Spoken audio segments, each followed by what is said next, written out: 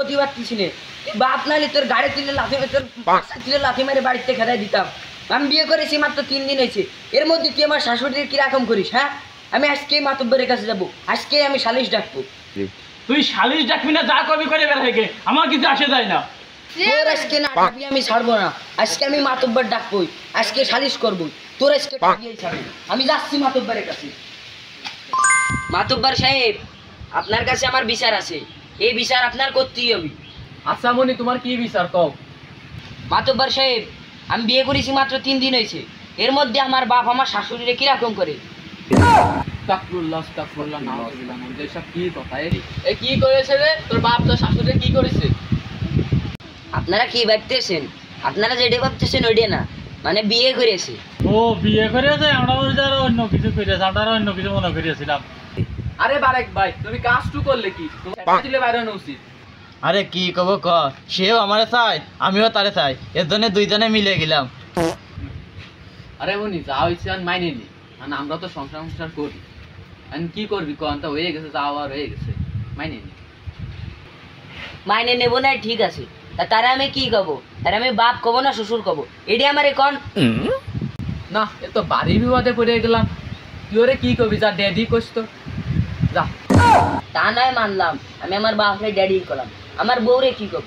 আমার বউ তো আমার শাশুড়ির নাই, আর আমি তো আমার বাপের তো আগেই আছি। এখন আমার বাপ আমার শাশুড়ির বউ হয়ে গেল না, তার মানে আমরা দুজন বাপ ভাই বোন হয়ে গেলাম না? তাহলে আমার বউরে কি এখন আমি বোন কব না? এ মনি, তোরা বাপ বেটা কি সালিশ নিয়ে আসলে? এগুলো তো তুমি মিটাতে পারতেছি। এ তো কেবল শুরুই হয়েছে, তুমি তো কিছু শোনাওনি। এ তাই তোমাদের বাড়ি গেছে, তাহলে বলছো আমি কি রামের আছি? আচ্ছা শোনো, আমার যদি একটা সওয়াল হয়, সে আমারে কি কবে? আব্বা কবে না মামা কবে?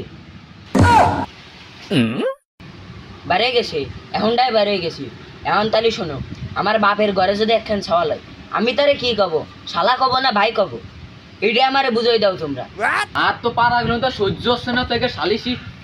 খালি ইরাই কি সালিশ নিয়ে আইছে কদিনই। তাহলে কও ভাই, তুমি কও।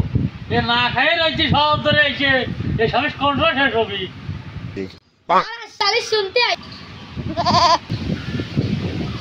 ও সবার বেড়ে গেছে, খালি বোঝো আমি কি রামের আছি। খালি শোনো, আমার বাপের যে সওয়ালটা, সে আমার বউরে কি কবে? বোন কবে নাকি ভাবি কবে?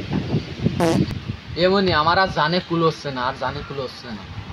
তোমাদের এখনই তোমাদের বাইরে যাচ্ছে হচ্ছে না, খালি বোঝো আমি কি রামের আছি, আমি কোন লেভেলের জ্বালায় আছি। আমার বাপ এই রামের কাজটা করলো, এ কি মাইনে নিয়ে যায়? মাতব্বর সাহেব, এনে কিছু উপহার আছে, আপনি চা নাস্তা করেন, আর ওই আমার সালের শালিশটা আর আমার শালিশটা একটু মিটমাট করে দিন। আচ্ছা যাও যাও, তো আর তো পারা গেল না রে, এই সালিশটা যে কোনো একটা মিটিয়ে দিতে হবে, আর সহ্য হচ্ছে না। দেখ মনি, যা হয়েছে হয়েছে, তুই তো এমনি তো তোর কথা চালে আমাকে মেলা হুস্ত করে দিছিস, সব দোষ দেখতেছিস তোর বাপের একটা দোষও দেখ। দোষ হলো তো তোর বাপরে যদি ভালোভাবে যদি বুঝোই করতি, তোর বাপে এই কাজ করার সাহস পেতো না। আর তুই মেলা হোয়ার করেছিস, জবাবে তো শাস্তি ভোগ করতেই হবি। কিরাম হইলো? যাক, মাতব্বরে কিছু দিয়ে খুশি করে দিছি। শাল চলে গেলি শাল পাওয়া দেবে না, কিন্তু ওই বুড়ো বয়সে তার বউ দিবেন না, একটা শাল বাড়া নিয়ে দেবে না। যাক, যা হয়ে গেছে, তোর শাস্তি একটা অপরাধ দিতে হবে ছোটখাটোর ভিতরে, ছোটখাটোর ভিতরে চল।